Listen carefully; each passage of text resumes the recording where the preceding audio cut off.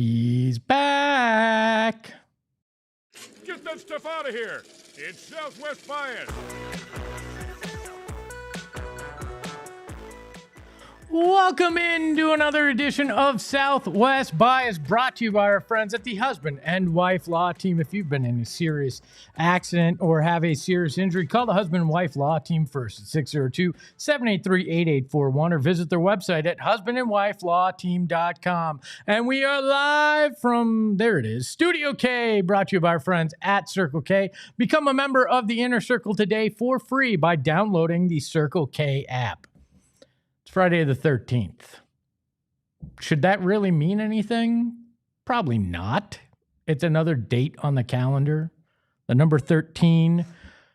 People have a little triskaidekaphobia. You want to know what triskaidekaphobia is? You might. It's the fear of the number 13. But why? There's no real good reason to fear a number or a day on the calendar, but we do. It's kind of in the lore of things. And that perception taints everything. Some people will wake up, they'll see clouds outside on a Friday the 13th in Arizona and go, uh-oh, it's going to be a bad day. Uh-oh, it's going to be problematic. I went, uh-oh, it's my dad's birthday. I didn't get him anything. That's another problem. But people look outside and go, oh, man, Friday the 13th, there could be something bad that happens for zero actual reason. But it's because perception becomes reality for people. And the Cardinals are finding a big dose of that this morning. Actually, it started late last night, as about 10 o'clock last night, it broke that Nick Rallis is going to be retained as the defensive coordinator of the Arizona Cardinals. And the perception of that is not great, Bob. Fans are upset, and potentially rightfully so. I mean, this is a defense that gave up a franchise record in terms of 40-point games in a season. Really not good to for a defense. Really not what your defensive coordinator should be hanging his hat on. Now, there were injuries, but go look at the 49ers. There were injuries there. They succeeded just fine with their defense. Plenty of teams succeed when there's injuries, and a lot more of those injuries were on the offensive side of the football than it was the defensive side of the football. Now, some will say, well, Jonathan Gannon was a defensive head coach, and he took more control of things, and maybe that was part of it. Sure. But Nick Rallis was still a large part of it. And can he just be absolved of anything that went on last year? I don't think so. I can't imagine so. But the Cardinals seem to think so. Now, my instinct was to go same old Cardinals being cheap. Johnny Venerable of PHNX Cardinals, my buddy, you've seen him here on the program, swears that that's not the case from everything he heard. Okay. So then my mind goes to, well, did they get turned down by a lot of people like we assumed happened in the coaching search?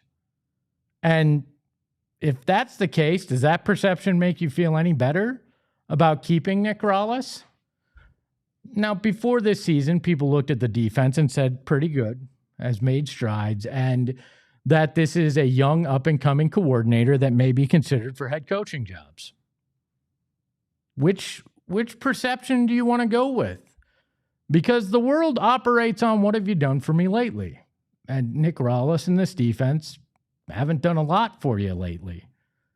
And so the perception, whether it's fair to Nick Rallis or not, is this is just a bad hire. Let's take a look at the coaching staff. This started to get filled out last night, and there's a few holdovers. We saw Justin Fry come back. He'll be the offensive line coach under Nathaniel Hackett. He was in a similar spot to Nick Rallis in terms of still under contract with the team, and they didn't move on from him. And then you'll see Nick Rallis, and a lot of those defensive coaches that were under him left. They are now other places, so he's going to have to fill that in. But is this Mike LaFleur's choice? We know Matt Schaub is. He's a guy that has experience with LaFleur, both as a player when LaFleur was a coach. So we know that that's his hire. But is Nick Rallis 100% Mike LaFleur's hire? That's my biggest question when it comes to this. And when we eventually get a press release or a press conference, we'll probably get the typical management and coach speak. And it'll probably be, well, Mike loved him when they met and they had great conversations. And Mike is, all in on Nick Rallis being his defensive coordinator. Okay. Now, we did want Mike LaFleur to have somebody with experience as a defensive coordinator to be on the staff. Now, I'm not sure any of us imagined it'd be the guy that had experience being the defensive coordinator in Arizona, but some of the other names, including Aubrey Pleasant, who was the one that a lot of people wanted, did not have that experience. He would have been going down a similar path that you went with Gannon, that was a head coach with no experience and a defensive coordinator as well. Now, they did get Nathaniel Hackett, who has a lot of experience when it comes to being a coordinator and a coach and a head coach, and not a lot of experience there, a little bit of experience on that front. So that is certainly something that's a little different. But why are the guys in the room supposed to respond to this? A group and a team that looked like they gave up when last year down the stretch under Rallis as a defensive coordinator. We have not seen guys progress, young guys progress in this defense. Why should they believe in it, let alone the fans buying into it and accepting it and the perception there? What's the perception in the locker room with that? Now, I imagine they had to take that into consideration. I would hope that they talked to somebody like a Budda Baker and asked him what his thoughts were, maybe even checked in with Calais Campbell, a trusted veteran, and say, what do you make of this?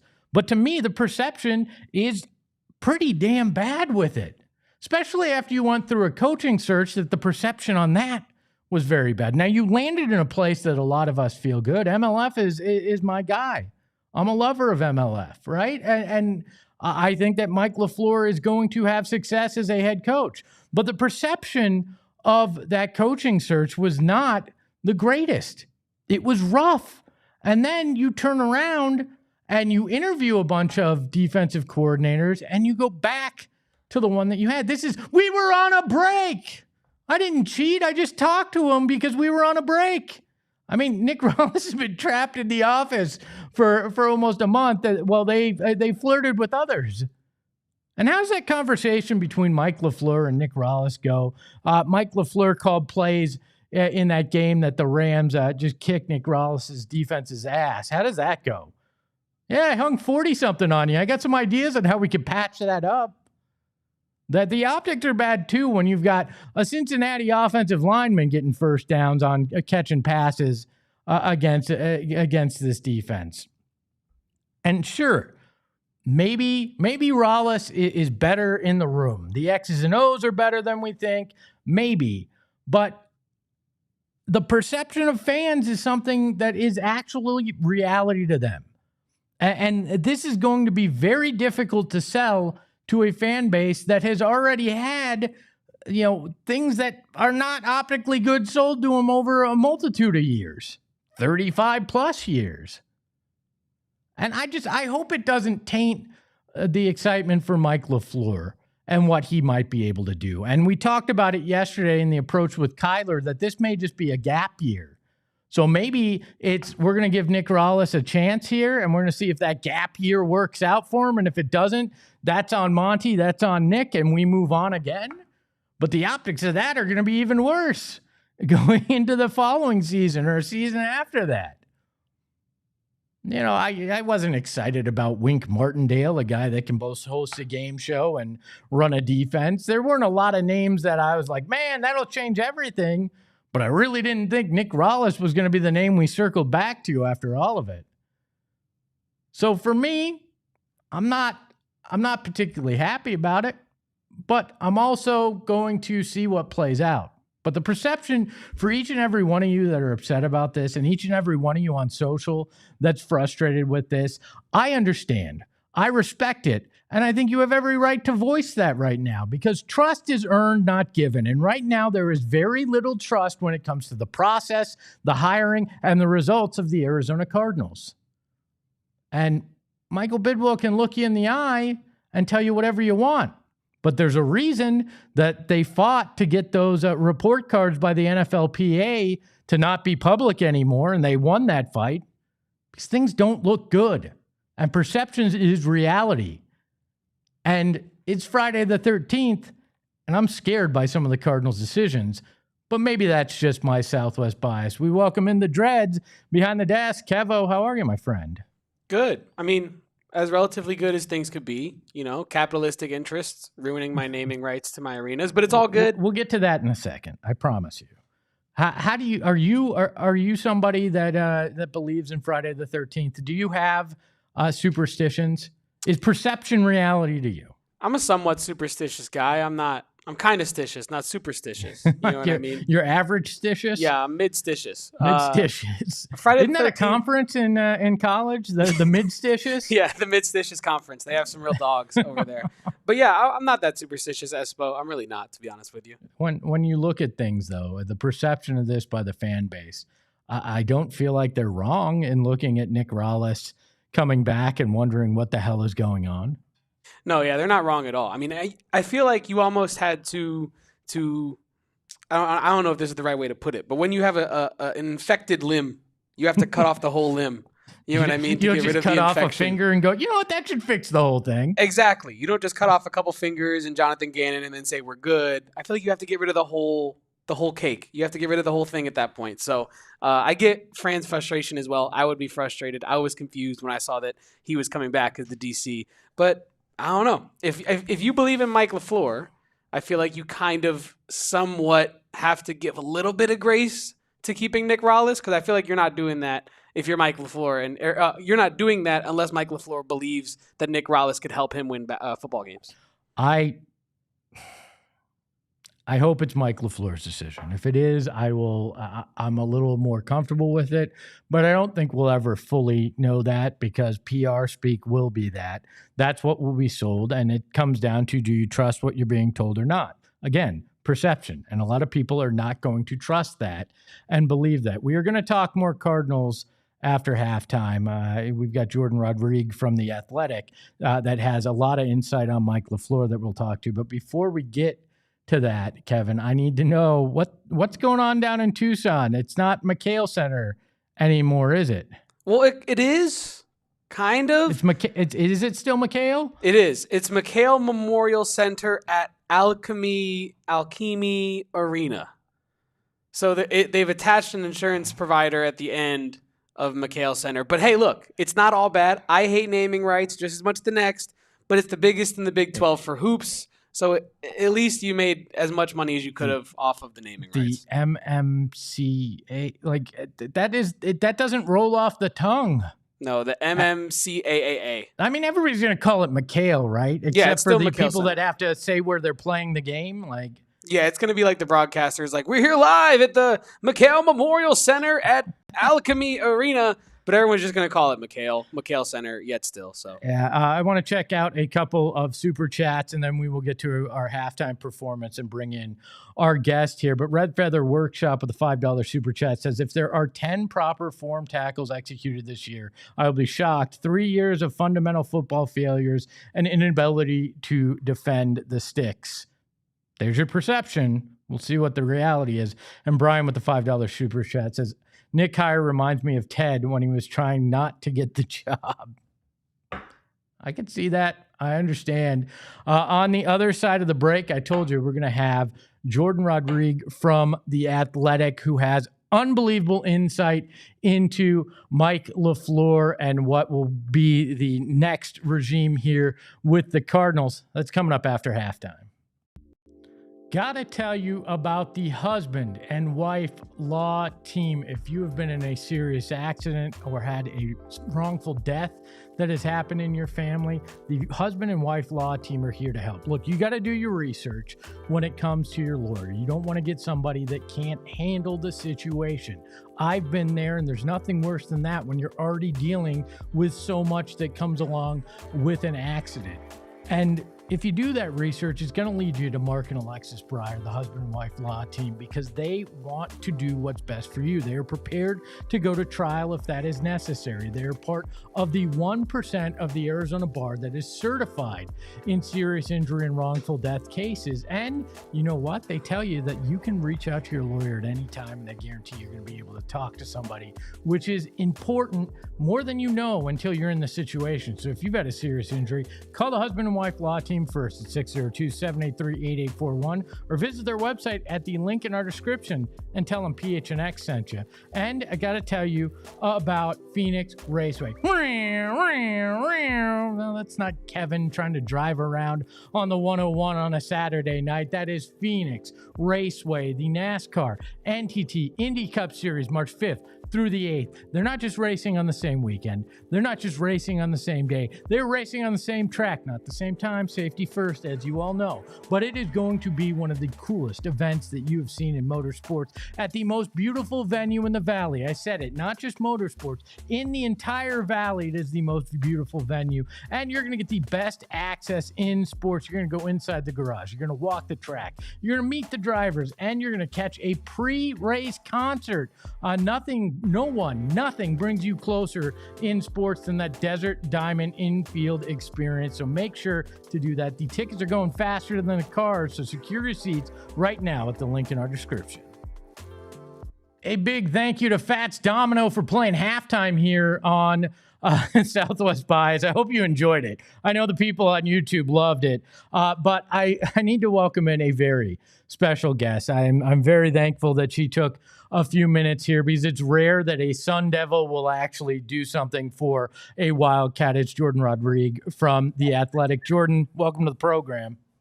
It's great to be here. You know, you make a great point. I did reschedule once on you, so we'll call it even there. And also, I'm enjoying your backdrop. I've been sort of during the break, I was looking at all the little Easter eggs of Arizona sports in history. It is quite an assembly that you have. I'm partial to the Randy Johnson, fathead behind you as well. That's a core memory from my childhood. That's for sure. We've got him hitting the bird on here too somewhere. So we've got Yes. that. And we've got Wilbur looking like he's ready to pounce on me from behind constantly on the program. Jourdan, I want to start here because you like to ask this question. So I thought I would turn the tables and ask you, what is your relationship with football? My first and greatest love, and the thing that I am endlessly fascinated by, curious about, my purpose in life, for better and for worse, and something that keeps me curious and searching, and something I love to explain in a respectful way, obviously. And it's the thing that wakes me up in the morning and probably makes me a little sick in the head to admit that on a live show here, but that's all right. We'll wear it. We'll allow it. And I love that you turned the tables on me from my Play Callers show there. I appreciate that. I love the Play Callers show. The podcast was unbelievable. And quite frankly, the first thing I did when Mike LaFleur's name came up is I went back to your episode with him, a great 30-minute sit down. That was fascinating because rarely do you get that kind of insight and honesty from a coach, and you pulled that out of him. And it's very obvious that you have a great relationship with him, the whole McVay tree there. What is it about Mike that you think will make him such a special head coach? Well, I appreciate you saying that about that interview in particular, but I'm excited to share with you guys locally there that you're going to get the same Mike. I mean, he's going to, once he gets through the initial probably shock and awe of this entire process, that's Mike. You're going to get that guy every single day. I will caveat all of this by saying you never know how somebody's going to be as a head coach. I didn't know how Liam Cohen was going to be as a head coach because I knew he was bright. I knew he was really talented. I knew he could explain things well. You never quite know how it's going to go. Obviously, that's a really positive best case scenario in recent history from that coaching tree. Well, Mike has all those same qualities. And to that also, I think he adds a real stable sense of personality. He's really forthcoming about who he is and what he's about. I think that will relate to players pretty quickly because he's just very open. He's very honest. He's a non-BS guy, but not in a like drill sergeant kind of way, in a very like personable and human kind of way. I think that plus his, his football IQ will go a long way with players right away. And certainly with the local media, I can't wait till you guys get that a little more relaxed Mike LaFleur, because that is exactly who he is every day. We're definitely looking forward to that. And it was pretty evident in that episode of Play Callers. But you guys got into the nitty gritty when it came to kind of the play calling, his experience with that, his vision and approach to an offense. And one of the things that stood out to me was he made it pretty clear that he's a guy that believes in suiting things to the roster that you have, not exactly just sticking with a philosophy. Is that something that you've seen and you've experienced in your conversations with him? And what do you think of the X's and O's side of what he's going to bring to the table? Totally, because I think that he did the opposite when he was coaching for the Jets, right? Like they were trying to install a scheme. Now that roster had its issues, obviously at the time, and certainly at quarterback, but they were trying to install a scheme. And as a result of that, a lot of the play sequencing, a lot of the things that they were trying to do just didn't make sense. And so Mike, when he comes to Los Angeles, back after the 2022 season, and he starts to like kind of reassess his own process and reassess his own coaching style and teaching style, going back to his fundamentals that he kind of cut his teeth on coming up under Kyle Shanahan and the like. And he kind of got back to his own core values of who are the players on our roster and how can we adjust our own process and our own ideas of what this should look like around what they do best, and finding what they say in LA is maximizing every player's superpower. And so you saw what that looked like a lot, especially over the course of this last season. Not only were the Rams rebuilding most of their roster outside of a few core positions since Mike got there. So he's done a lot of coaching up of younger players, Puka Nacua included.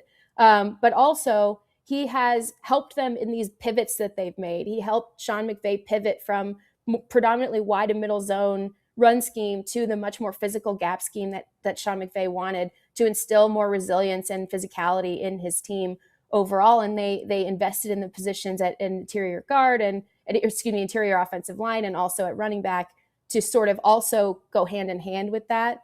And then also their pivots from this predominantly 11 personnel scheme in 2025 in and out of this 13 personnel scheme that really caught the league by surprise, because they were doing it in a different way than teams that have used it so predominantly, like the Cardinals, for example, doing it in a completely different way, setting up the pass with it versus typically the run with it, that teams were just not ready for, prepared for, and did so because they had 4 really great tight ends up on their roster. So he's become adept at pivoting in that way. And I think first he had to strip back what he thought he knew and then rebuild a lot of things. And I think that's a helpful element of his coaching development process while he was in Los Angeles.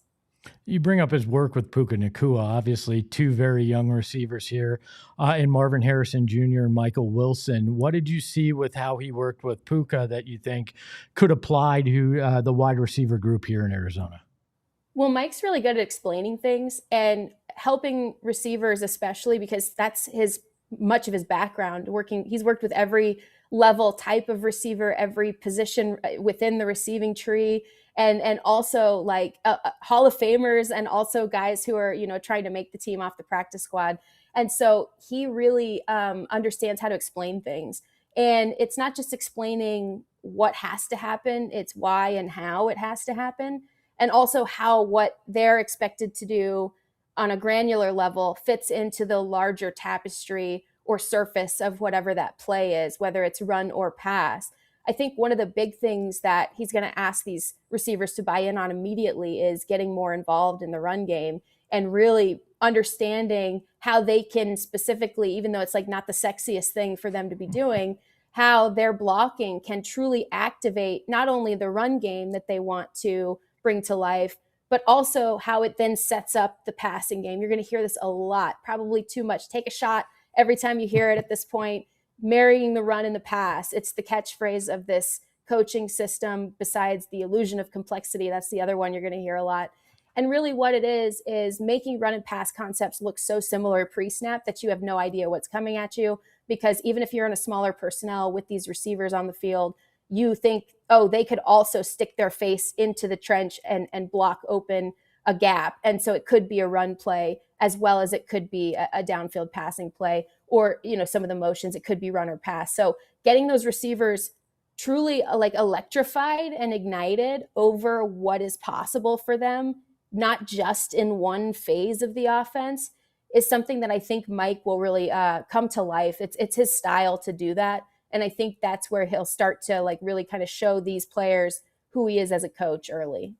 I like that you found common ground between ASU and U of A, saying take shots. We all know both universities are quite good at that. The big thing that a lot of people are talking about is Mike's experience when it comes to the NFC West. Obviously, the toughest division in football. I think we can all agree on that. But obviously, Sean McVay, his relationship with the coaching staff up in San Francisco. How do you think that will help as well, and that knowledge might give him an edge as he goes into this? Well, I think he's like temperamentally equipped to deal with these psychopaths across the NFC West, right? Like this was, I have to be honest, it was such an unenviable job to take. And it's not just, we could talk for hours, I'm sure, about ownership and all of that, but like specifically the competition level of the NFC West makes this a job that you have to be a little crazy to want, first and foremost. But second of all, you have to understand yourself in a way that I think it's really hard for a lot of young coaches to do, because a lot of young coaches say, like, they kind of do the girl dating the toxic men thing, where they're like, I can fix him. I can be the one to make the change, right? And like, then they can't, right? And that's what this division brings out in people, truly. And really what this is the understanding that this is a team that has a lot of really talented players in different areas, but still needs a lot of work, more talent infusion in different parts of the roster, and like a cohesive identity. And building that identity from like alphabet to dictionary will really, I think, be what Mike is focusing on, and why he's temperamentally able to take this on, because he'll worry less about like that competition. I mean, yes, he wants to win games, but he'll worry less about the status of it and more about like truly getting into the process of it. And then when it comes to competing with those guys, he knows them so well. He's been in Sean's ear, he's been in Kyle's ear, he's been in the headsets with them for years at this point. He knows Mike McDonald very, very well at this point. And that's not to say, I think that knowing your opponent is what part of the reason why these games in the NFC West do get so competitive the way that they are, because they all know each other extremely well. So they all now, I think, are just a little bit more even in terms of the strategy of the game. Now, how they deploy it, how Mike deploys it, how he decides to deploy it, obviously still remains to be seen. But in terms of understanding the strategy of his opponents, that's something that where he really, truly does have an edge. We've been spending like 38 years trying to learn the alphabet here, so a full dictionary will be quite nice. Jourdan, what is, in the final question here, what is the one thing that Cardinals fans need to know about Mike LaFleur from your experience with him? A lot of the things that are going to happen in this offense, especially, you are not going to see right away because the things that matter for this offense are, it is exactly what I just said. It's building the alphabet first. They're going to come in and try to build something that truly can seamlessly move from run to pass very easily without changing a lot of the pre-snap looks that you're seeing. And also personnels are going to change. So they want to be able to move from 12 to 13 to 11, and particularly from 11 to 13 without telling a defense what they want to do. So as fans, people on the outside, you're not going to see what a lot of that install looks like all at once. First, you're going to see pieces of it. Like I would imagine, I can't set my watch by it, but I would think you're going to see a lot of actually like them trying to install an 11 personnel playbook, a 3 receiver playbook first, because once they do that, then they can build all of the same concepts using 13 personnel or 3 tight ends. It's the same thing, just bigger bodies and interchanging the size of the player on the field and messing with the other team's linebackers and safeties that way. So it's like these little mathematical equations that they're going to have to install first before you actually see what the overall identity and capability of this offense is. So through the spring, through training camp, you're going to see a lot of troubleshooting. You're going to see a lot of problem solving. It doesn't always look great in the immediate, but you'll see with this offense, you've seen it for years, and pick a guy from this coaching tree and you'll see it. You saw it with Liam Cohen this year. Once the pieces start to come together, you saw them make so many different small incremental adjustments over time because it's an active problem solving job and role, and Mike will approach it that way. And so you'll see a lot of trying things. So I would urge patience, first of all, and also like give him a shot. I know that Cardinals fans are thirsty for wins, and I would feel the same. And the team obviously means a lot to me as well personally. Give him a shot, because I think he will come in with a plan. It may take longer than I think people necessarily want to give him in the initial wave here. She is Jourdan Rodrigue from The Athletic. If you are not following her already, you are missing out on the best NFL coverage that you can get. And the best dog picture in a banner on Twitter. Yes. That's true. I win. And a hometowner too. So follow her at Jourdan, Jourdan Rodrigue, Rodrigue, and make sure to catch everything she does at The Athletic, and check out the Play Callers podcast. You are going to get information that will wow you. Jourdan, thank you so much for your time. Thanks for having me. It was a pleasure. That is another edition of Southwest Bias in the books. A big thank you to the dreads behind the desk, Kevin. You can follow him at Kevo Posts. Big thank you to Jourdan for joining us and giving us that insight on Mike LaFleur. A big thank you to all the bias in the chat who joined us today. Hit that like button on your way out. Become a member of the Subscribers Club, or the Supporters Club, whatever you want to call it, by hitting that join button. And you know what? You can follow the show at PHNX_sports. You can follow me at Espo. And remember, I'm excited for Mike LaFleur. I have no idea about Nick Rallis. Ahoy, hoy. We all silly like the mayor.